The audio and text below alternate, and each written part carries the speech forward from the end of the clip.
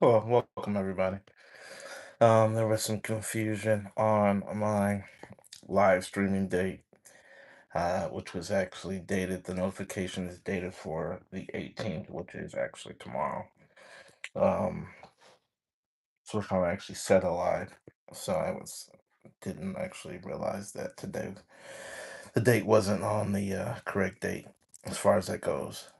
So tomorrow I don't think I will be available at 6 p.m. So I will just go ahead and go through the live now, and then see about setting up a live at a later date, in order to answer maybe any live questions someone may have had. But just kind of the first thing that I would like to go over is the Postal Service non-domiciled CDL driver policy that has taken effect as of May 1st, 2026. And we received a letter, the second letter, I believe, in regards to this official letter. But this one was dated the April 16th, 2026. Dated all suppliers, subject non-domiciled CDS drivers. Effective May 1st, 2026, non-domiciled CDS operators may not transport mail under the Postal Service contract or ordering agreement unless they have screened and badged by the United States Postal Service Inspection Service, USPS. Next, the suppliers must ensure that any drivers assigned to the Postal Service work has satisfied all applicable screening and clearance requirements. Before performing service, it is the supplier's responsibility to provide the required forms and information for clearance processing. For questions regarding the screening requirements, documentation, or driver eligibility, suppliers should contact their designated administrative officials, who is responsible for obtaining screening information and verifying eligibility for highway transportation contract personnel.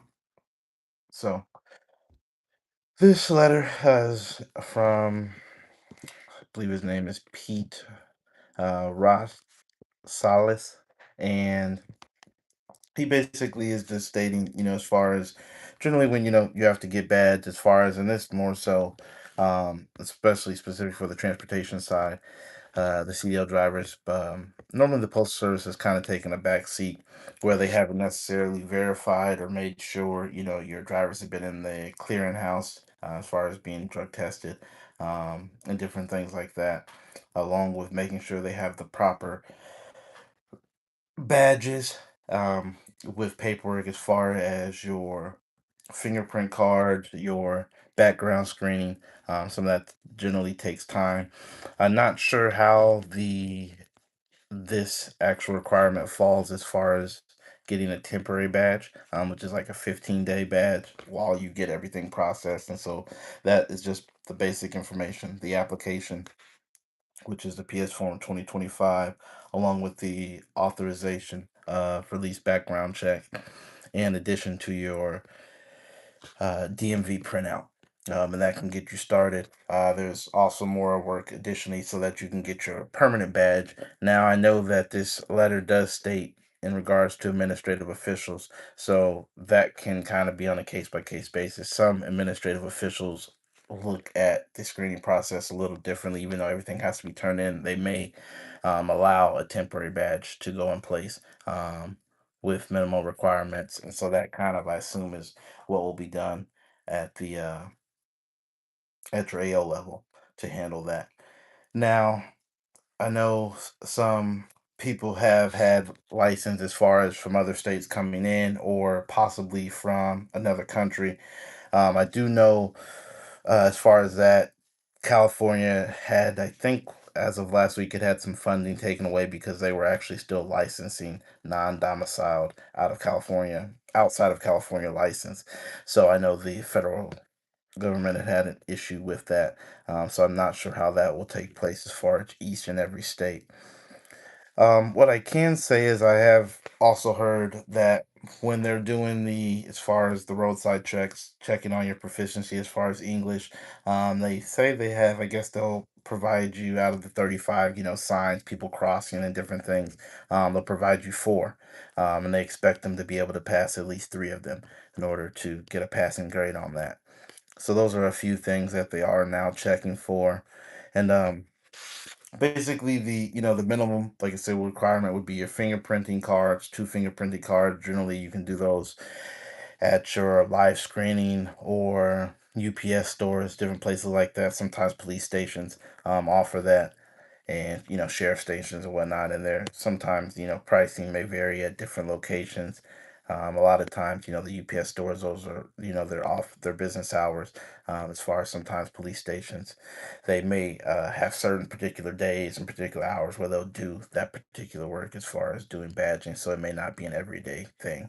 You'll need to kind of find that out, along with getting your background release form sent off to the Postal Service, the inspection service, to go ahead and review that, making sure that they have all the insurance requirements as far as if they are an owner operator, whether it be the minimum requirements in that far. No cargo, insurance or anything like that, unless you're hauling outside of the Postal Service. And well, I just came to. Okay. All right. So yes, that's the basic information as far as that letter. I'm sure things will come out in more depth as far as if they're really implementing them or if they actually have stopped. And I've heard a few locations where, situations where they have actually not loaded a person because they were a non-domiciled CDL driver. So there has been situations like that. I don't know if it's actually in each particular facility as of yet. And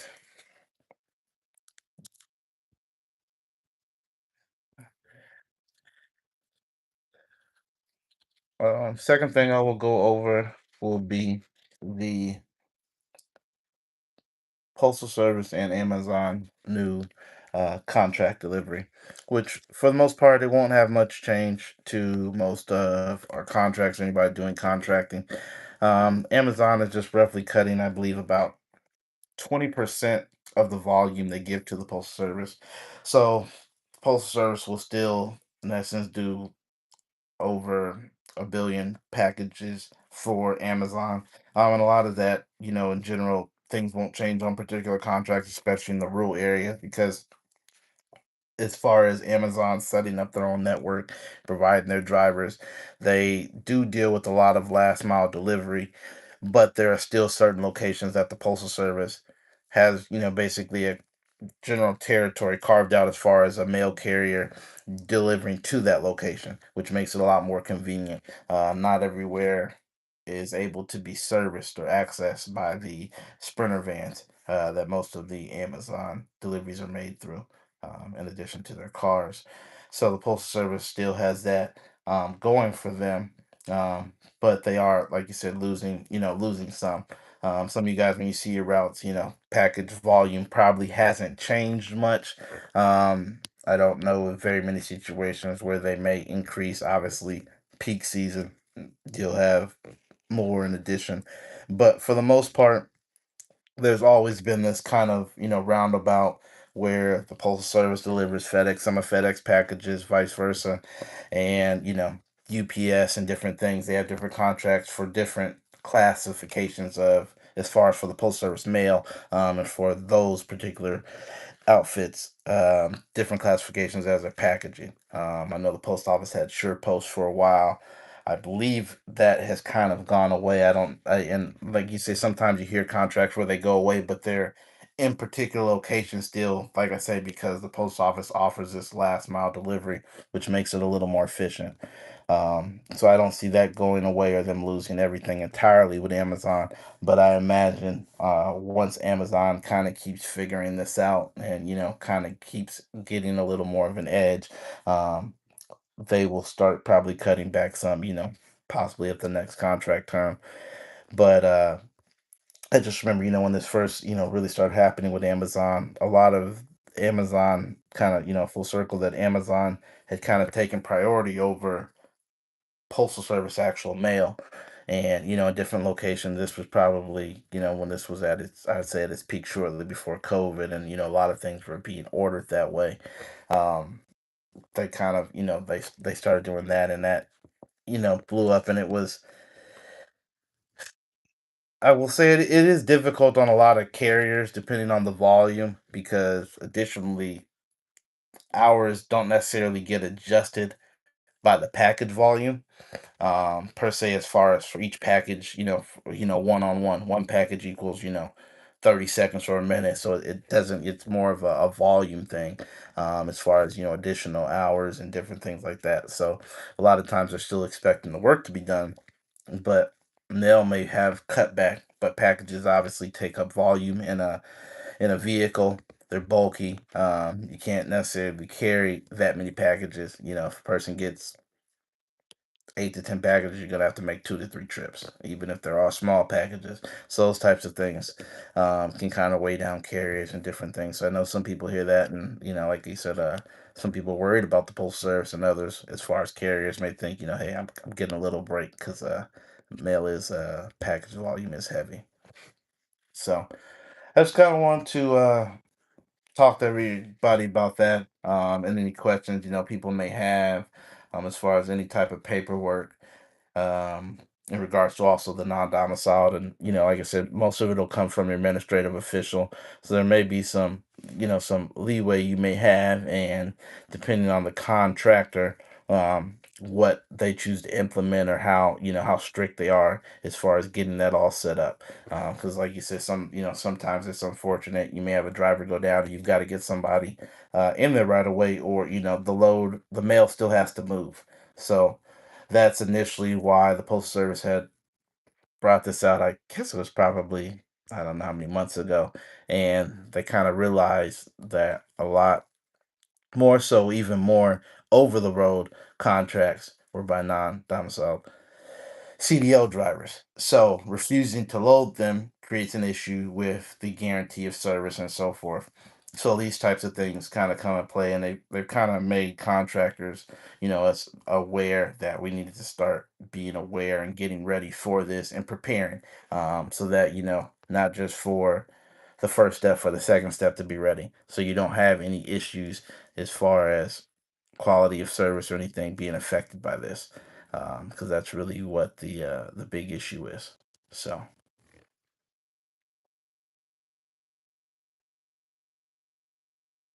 okay. Um, Anybody have any questions in regards to this?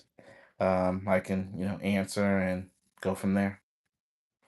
And if not, you can always send a message out to me, either through the comments or on my Instagram or Facebook.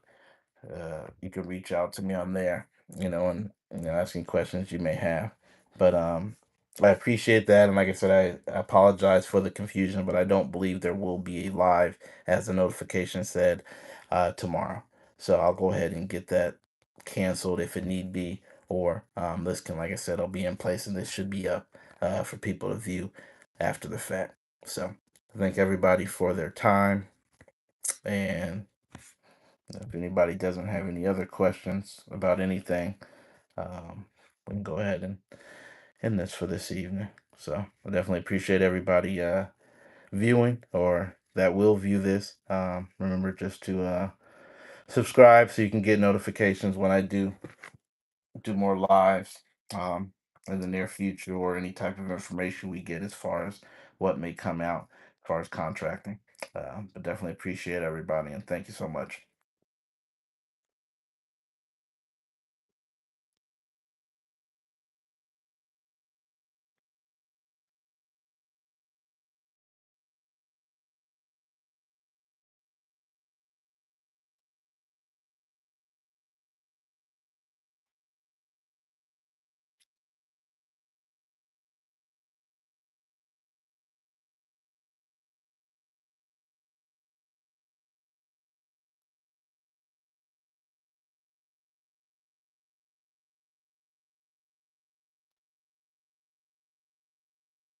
Layla, hello. Jesse, hello. Braden, hello.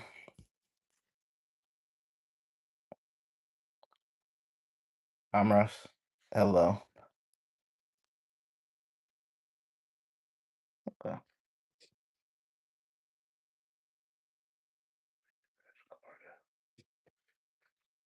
Okay, hello. Okay. So thank everybody. So you guys have a wonderful evening. And yeah, I look to put out some more lives so we can have, more of a interaction. Um, so thanks everybody for the time and have a wonderful evening. Bye now.